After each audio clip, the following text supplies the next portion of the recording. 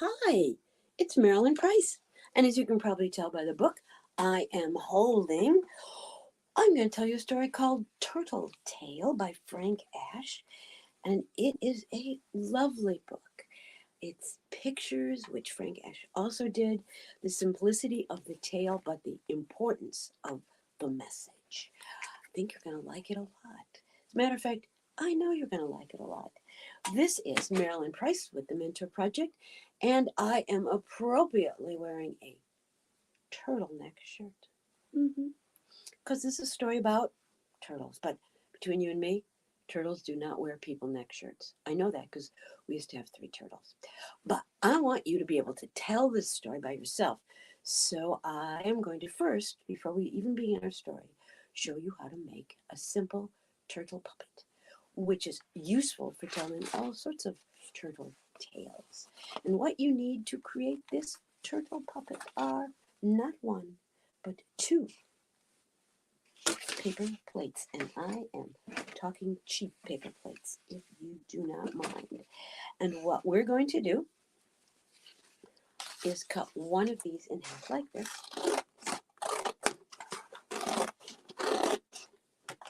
We're going to use practically everything today.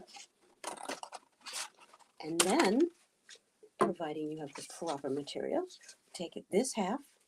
We've used these a lot because this is like the greatest simple puppet. We're going to staple this half to here. And then you'll have a pocket for your hand like that. But I'm not going to staple it today, and here's why. I want to also show you how to make the puppet's head. Oh, excuse me, the turtle puppet's head. What you're going to do is turtles' heads, as you know, and you'll know more in the story, pop in and out of the shell. Very wise. Wise is a word you're also going to hear a whole bunch in our story. So what we're going to do is make something that kind of looks like a turtle head so it can pop in and out of our story. Make it as easy for you to recreate as possible. There's other turtle stories you will find. In some cultures, turtles are thought to be great symbols of not just faith, but symbols of hope. So here's our turtle head. And in order for you to know that it is a turtle head, we're going to give it eyes. Not necessarily turtle eyes, but, eyes. So it can see you. I draw eyes on all of my puppets to be pretty big and always dark. So I'm going to show you what I did as I'm doing it because I want you to replicate it. So here he is, his face, his eyes, and as our turtle will do in and out of the story, we will have a slot ready for him to poke his head in and out of his shell. So here he comes. There. Want to see it again? I know you did. Now, I don't know if any of you have turtles, but the reason I didn't staple it right away is because fun to decorate. How would you decorate it? Well, take that very same marker that I just put away right here, and I carefully closed it. I will carefully unclose it. And you can draw things on here. Turtle shells are really beautiful. They have overlapping turtle shell. We had red-eared sliders, or one of them was a red-eared slider. We had a snapping turtle for a while too, but it did not behave itself, so we had to remove it from the tank of other turtles. So here's something that might replicate a turtle shell. Kind of looks flowerish, don't you think? And then maybe we'll put in some more here, and you can do that. You can add color, because if you look carefully at a turtle, you will see that they are beautifully colored, and there's so many different kinds, and they're fun to have. I loved having our turtles. We had them for 35 years until we decided that maybe somebody else would enjoy them more, and someone came and took away the turtles, and from what I know, they are quite happily being turtles elsewhere. So here is our turtle shell. Turtle shells are hard, and you know why? For protection. So it protects them against all sorts of environment. But underneath that turtle, if you turn it over, it's kind of ticklish. So I am now going to introduce you to the character that I created for another story. Actually, I do believe we have seen that story. It was called The Tortoise and the Hare. Tortoise is another name for turtle. So, and then I also told a story, which I highly recommend. I think it was called The Stubborn Turtle. Is that your name? Hi. How you doing? Oh my goodness, you must be very cold. You don't have your shell on. You want to just say hi to everyone before I put your shell on and we can start our story? Oh, he said yes. This is the inside of the turtle. Remember I said they do not take their shells off. So this is a puppet turtle. And I needed him for that particular story. So I'm going to flip him over on his belly so I can take a look. Oh, sorry, buddy. Don't be mad. You're not mad at me.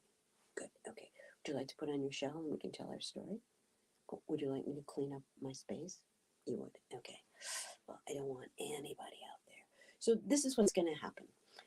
Turtle and I are going to tell you the story. He's going to act out the parts. And I, being the puppeteer, I'm going to help him. So you may not see everything. I only brought one prop along, but you will see if he climbs a hill because he can move up like this. You'll even see when he hides his head under his beautiful shell. My prop, which will also be my snack after I tell my story, is this. Frank Asch wrote this story in the late 70s. That would be 1970s. And let's see, do I have this right? You comfy? Okay, here he comes. Face the audience, please. Okay. You ready? You are. Okay. One morning, on the way to a pond, an apple fell on Turtle's head. It hurt. It hurt so much that Turtle pulled his head inside his shell and made up its mind to keep it there, thinking that's what a wise turtle would do. Inside his shell, it was so dark he couldn't see a thing, but he could smell. So he smelled his way along the path to the pond. On the way, he bumped into an old friend. Ow! He bumped into a rock. Ow! He fell off logs and tumbled down hills. And when Turtle got to the pond, he couldn't eat and he couldn't drink. That night, Turtle cried himself to sleep.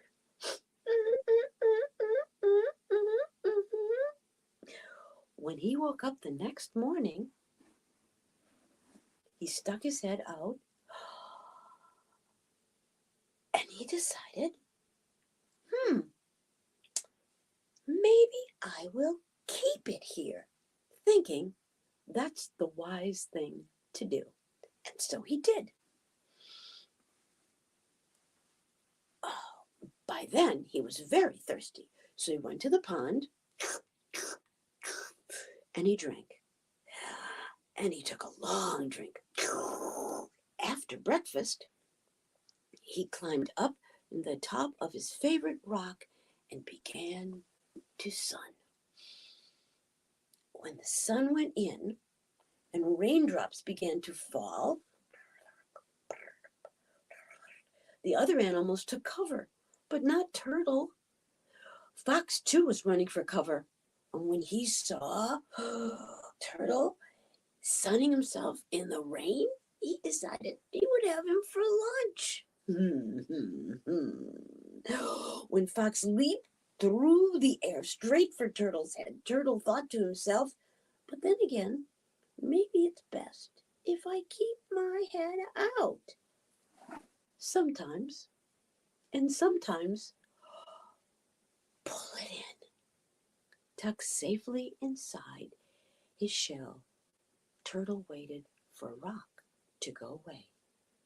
When the rain stopped and the sun came out, Turtle came out and finished sunning himself, thinking, that's what a wise turtle would do. And isn't that the truth?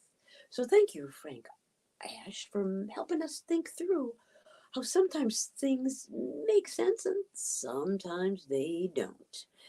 The turtle and I are happy to take cover when it is raining, to put on a hat when it's cold, but most especially, the turtle and I live happily ever after. I thank you for joining us on this brief but lovely story.